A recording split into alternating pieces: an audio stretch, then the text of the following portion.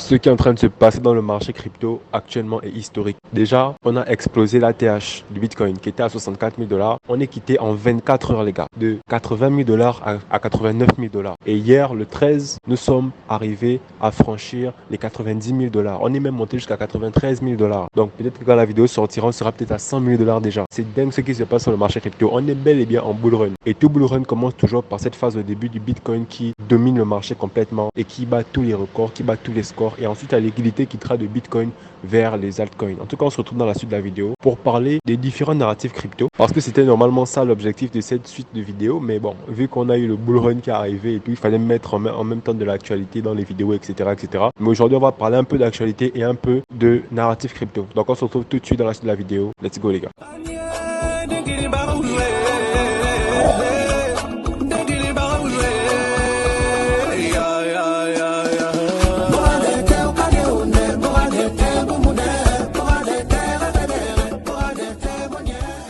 Bonjour à tous et bienvenue sur Crypto Afrique Future. Cette chaîne, on parle de crypto-monnaie en Afrique. On explique à toute la communauté comment les crypto-monnaies fonctionnent de façon simple et pratique. Donc, si la thématique t'intéresse, n'hésite pas à t'abonner à la chaîne et surtout active la cloche de notification pour être informé de toutes les prochaines vidéos qui paraîtront sur cette chaîne. Alors, nous avons parlé de plein de sujets. On a vu c'était quoi la blockchain, on a vu les différents types de crypto-monnaies, on a vu les réseaux blockchain, etc., etc. Mais le concept des dernières vidéos que j'ai eu à faire il y a 2 semaines, c'était vraiment de comprendre comment on fait pour analyser un projet crypto et c'était quoi exactement ce qu'on appelle l'investissement dans les crypto-monnaies. Donc, si vous n'avez pas encore suivi cette vidéo ou ces vidéos, suivez-les ou suivez-la parce que c'est des concepts et c'est des choses qui vont vous permettre d'avoir une vision correcte. Parce qu'aujourd'hui, plein de personnes pensent savoir c'est quoi la crypto, mais en réalité ne savent pas vraiment parce qu'il y a trop de fausses informations qui sont divulguées. Donc, à travers ces vidéos, j'essaie vraiment de démocratiser ce domaine et de faire en sorte que les gens aient les meilleures informations possibles. Ok? Du coup, là, on va parler de ce qu'on appelle les narratifs parce que dans le domaine des crypto-monnaies, c'est vraiment comme je vous le dis, c'est comme tout secteur d'activité. Ok? Dans le monde classique, on a le domaine du sport,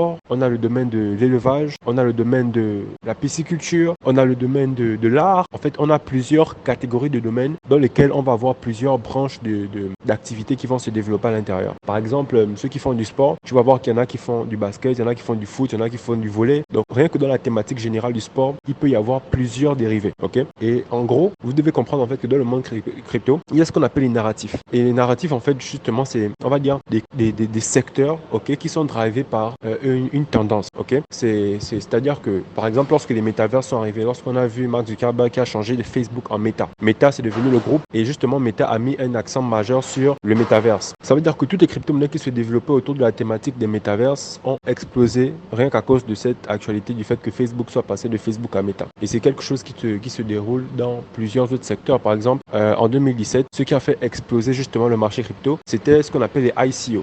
Et les ICO, c'est une narrative aussi. Les ICO, c'est des levées de fonds dans le monde des crypto-monnaies. Ça veut dire que de façon classique, lorsqu'on veut parfois lever des fonds, on fait appel à des VC ou à des banques. Mais sauf que dans le monde des cryptos, on fait des ICO. Ça veut dire qu'on sollicite l'investissement des investisseurs, c'est vrai, mais aussi des particuliers qui vont potentiellement venir investir peu importe le montant. Du coup, pour soutenir un projet dans ses débuts, on passe parfois par des ICO. Et Ethereum, par exemple, qui est la première crypto-monnaie qui a lancé le concept de smart contract et des Layer 1, justement, c'est une blockchain qui s'est lancée à travers une ICO. Les gens sont venus, ils ont échangé leur Bitcoin contre de l'Ethereum. Et ensuite, c'est avec ces Bitcoins-là que la fondation Ethereum a pu financer son projet pour se développer comme vous la connaissez aujourd'hui. Et vu que ça a bien marché pour Ethereum et pour certains autres projets, tout le monde a commencé à lancer des ICO et ça, c'est devenu une narrative. Tout comme les NFT. Les NFT aujourd'hui, les personnes qui comprennent justement l'essence même de la blockchain comprennent que lorsque l'on grave quelque chose dans une blockchain, cette chose-là devient authentique et immuable et infalsifiable. Ce qui veut dire qu'aujourd'hui, face à la problématique de la duplication des informations sur Internet, parce que Internet a été conçu pour le transfert d'informations et non pour le transfert de valeur. Lorsque on conçoit la valeur, on sait que c'est la rareté qui fait la valeur. Mais lorsque tu prends le cas d'une photo que l'on peut envoyer à des milliers de personnes, c'est impossible que sur Internet, il puisse y avoir une quelconque valeur. Donc, la blockchain vient être l'Internet de la valeur, faisant en sorte justement que lorsque tu prends une photo et que tu la mets sur la blockchain, en fait, là, elle a maintenant une réelle authenticité parce qu'on peut savoir qui l'a mis là en premier et on peut savoir qui sont les différentes personnes successivement qui l'auront. Et donc, là, les NFT, c'est un peu ce qu'on appelle des titres de propriété numérique et grâce grâce à la blockchain, ils permettent d'assurer et de garantir l'immuabilité et l'authenticité en fait de cette information, même si elle est virtuelle. Donc ce qui n'était pas possible avant, grâce à la blockchain, c'est possible. Vous êtes un artiste, vous mettez en place des chansons. Grâce à la blockchain, vos chansons peuvent avoir une réelle authenticité. Vous êtes un artiste, par exemple, vous produisez des tableaux, un peu comme à l'image de Picasso. Vous les mettez sur la blockchain et ces tableaux ont une réelle authenticité. Et du coup, c'est la même chose et c'est le même principe que dans le monde physique. À travers la blockchain, on a une authenticité numérique. Et les NFT, plein de projets se sont lancés, plein de crypto-monnaies et plein d'entreprises ont décidé de créer des services autour de cette technologie-là. Et c'est devenu une narration. On a également les Layer 1. Vous avez par exemple le fait qu'aujourd'hui, on a des blockchains qu'on appelle des blockchains d'infrastructure comme Ethereum, Binance Smart Chain,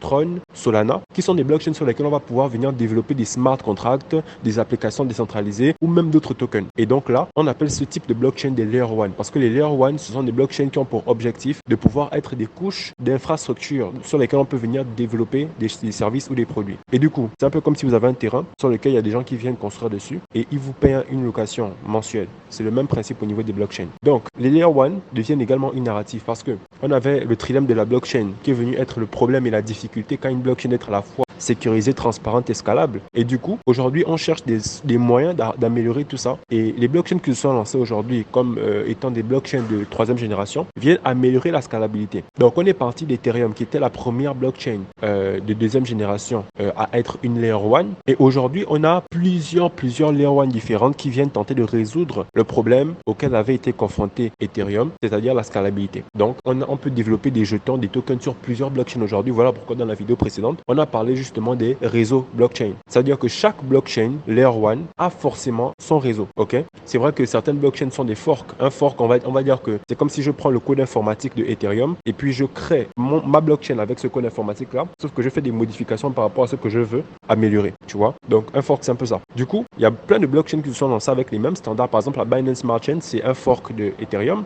Cardano, c'est un fork de Ethereum qui viennent justement être des Layer 1, mais qui ont des avantages particuliers que Ethereum n'a pas forcément, ou bien des améliorations qu'Ethereum n'a pas, mais qui viennent à la base du code source d'Ethereum. Ok? Donc les Layer 1, c'est un autre narratif, donc des blockchains d'infrastructure. On a les Layer 2. On a vu le problème de scalabilité sur les Layer 1. Donc du coup, la solution, c'était de créer des Layer 2, des réseaux par-dessus les Layer 1 qui viennent faire en sorte que les Layer 1 soient plus scalables. Pour que vous compreniez un peu l'exemple, c'est-à-dire que c'est un peu comme si on est dans un restaurant et puis il y a un serveur qui se charge justement d'aller ramasser l'argent sur la table de tout le monde et ensuite il fait le calcul total et il vient vous remettre à vous le patron la commande finale. Ok? Au lieu que ce soit vous, donc la Layer 1 qui traitait toutes les transactions, ok? C'est la Layer 2, donc un serveur qui va ramasser toutes les transactions et ensuite il fait le résumé de toutes ces transactions et il vous remet juste la finalité. Donc ça fait en sorte que les transactions ne sont plus traitées en majorité sur la Layer 1, elles sont traitées sur la Layer 2 et c'est le résumé des transactions qu'ils ont traitées sur la Layer 2 qui viennent maintenant être finalisées sur la Layer 1. Ce qui désengorge en fait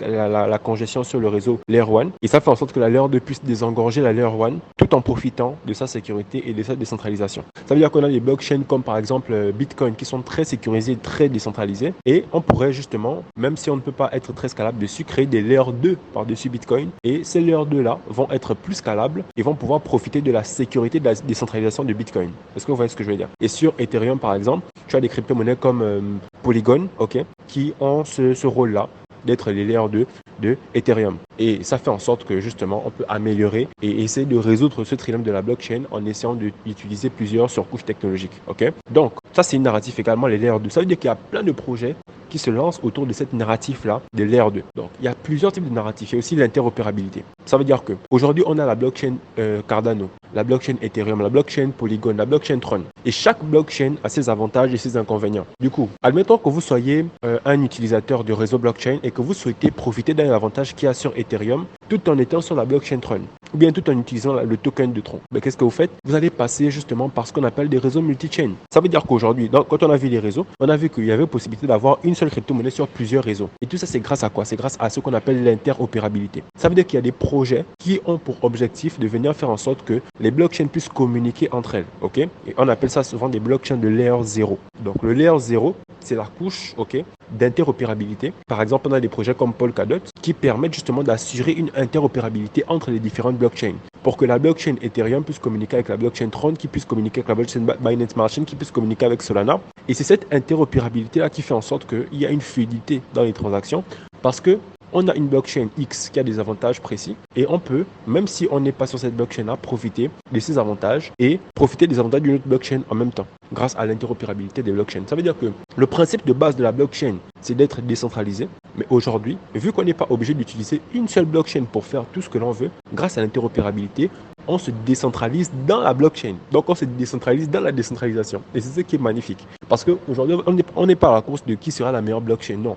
On est à la course de comment les blockchains font pour s'améliorer et comment les blockchains font pour correctement communiquer entre elles. Donc, ce n'est pas une course de compétition. En réalité, il n'y a pas trop de Ethereum killer, Cardano killer, etc. C'est plus une question de comment on fait pour collaborer, comment on fait pour travailler ensemble et en symbiose à travers l'interopérabilité. Donc, en gros, c'est ça. Ensuite, on a la narrative des oracles, par exemple. Les oracles, c'est des types de projets crypto qui, en fait, ont pour objectif de faire en sorte que les réseaux blockchain puissent avoir des informations à l'instant T et qui sont vérifiées. Ça veut dire quoi? Que si par exemple vous êtes une entreprise de météo et que vous voulez assurer l'authenticité de vos informations météorologiques, sur la blockchain, il faudrait bien que la blockchain puisse savoir quel temps il fait et quelle heure il est. Et la blockchain, c'est une technologie, la blockchain n'a pas la possibilité de venir voir le temps qu'il fait comme ça. Vous voyez? Du coup, on aura besoin des oracles. Les oracles, justement, ce seront des services qui permettront de faire en sorte que les informations du monde réel puissent être retranscrites sur la blockchain de façon fiable et de façon sûre.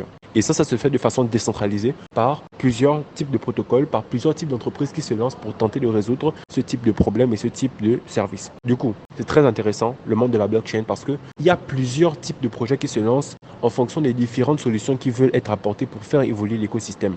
Voilà pourquoi vous devez impérativement comprendre cette notion de ce qu'est un projet blockchain. Parce que plus vous allez lire les projets blockchain, plus vous allez découvrir de nouveaux concepts, de nouveaux mots, de nouveaux vocabulaires, de nouvelles narratives, de nouveaux concepts. Et plus vous allez comprendre l'écosystème, plus ce sera facile pour vous de savoir que ça, c'est un projet arnaqueur. Ça, c'est une fraude. Ça, c'est un vrai projet. Ça, c'est un projet pertinent. Ça, c'est un projet qui résout un vrai problème. C'est en faisant tout ça. Mais si vous restez juste là, tu attends que quelqu'un te dise que oui, investis dans tel crypto, non, ça ne va pas passer. Faites des recherches, essayez de vous informer par rapport aux différents narratifs, aux différents types de projets crypto. Essayez de comprendre dans le fondamental d'où viennent les crypto-monnaies, quels sont les différents problèmes que la blockchain résout, quels sont les défis auxquels ils sont confrontés, pour savoir quels sont les problèmes auxquels viennent répondre les entreprises qui se lancent dans cet écosystème-là. Et c'est comme ça que vous allez pouvoir développer une réelle expertise et que vous allez potentiellement pouvoir être des consultants blockchain ou bien des experts en crypto-monnaie avérés. Donc, en grosso modo, là, je vous ai parlé de, on va dire, 5 ou 6 narratifs. Vous pouvez faire des recherches pour trouver d'autres narratifs. Mais je vais terminer la vidéo par le fait de vous expliquer que dans le monde de la blockchain, il y a ce qu'on appelle des différentes couches de réseau. Je vous ai parlé des Layer 0. Les Layer 0, c'est des blockchains qui gèrent l'interopérabilité des blockchains. On a les Layer 1 qui sont des couches d'infrastructure sur lesquelles on peut venir développer des applications, des smart contracts, etc., etc. On a les Layer 2. Les Layer 2 qui viennent améliorer la scalabilité des réseaux. Donc la scalabilité, c'est justement le fait que les blockchains puissent gérer plusieurs transactions par seconde. Donc grâce à, par exemple, des couches de scalabilité comme Polygon, sur Ethereum, on peut gérer 14 transactions, alors que sur Polygon, on peut en gérer presque 10 000, 20 000. Donc du coup, ça fait en sorte qu'on peut gérer plus de transactions par seconde et les transactions sont beaucoup plus rapides et moins coûteuses. Ensuite, on a les Layer 3. Les Layer 3, maintenant, c'est les couches applicatives. C'est-à-dire que lorsqu'on parle des PancakeSwap, Uniswap, tout ça, c'est des applications décentralisées qu'on appelle des DApp, D-A-P-P-S. Ce sont des DApp. Et les DApp, justement, c'est des couches applicatives de la blockchain qu'on appelle des Layer 3. Donc, gardez ça en tête. Lorsque vous analysez un projet, cherchez à savoir dans quel narratif ce projet se trouve. Sur CoinMarketCap, vous pouvez faire le filtre pour filtrer les crypto-monnaies par narratif, par catégorie, par type de blockchain, par type de consensus. Et ça vous permet d'avoir une vision beaucoup plus claire et beaucoup plus globale en fait de l'écosystème. Merci beaucoup d'avoir suivi la vidéo. On est en bull run actuellement les gars. Peut-être que le Bitcoin va atteindre les 100 000 $ d'ici quelques temps, d'ici quelques jours. En tout cas, c'est ce qu'on espère parce que ça va faire du bien au portefeuille. Le plus important, c'est vrai que c'est bien de gagner de l'argent, mais c'est de comprendre ce dans quoi vous investissez, c'est de comprendre le secteur d'activité dans lequel vous vous lancez et dans lequel vous êtes pour pouvoir au mieux naviguer et au mieux pouvoir saisir les opportunités potentielles qui pourront survenir un jour ou l'autre. Donc, merci d'avoir suivi la vidéo. C'était Harley, fondateur de Crypto Afrique Future. On se retrouve dans les prochaines vidéos. Peace les gars.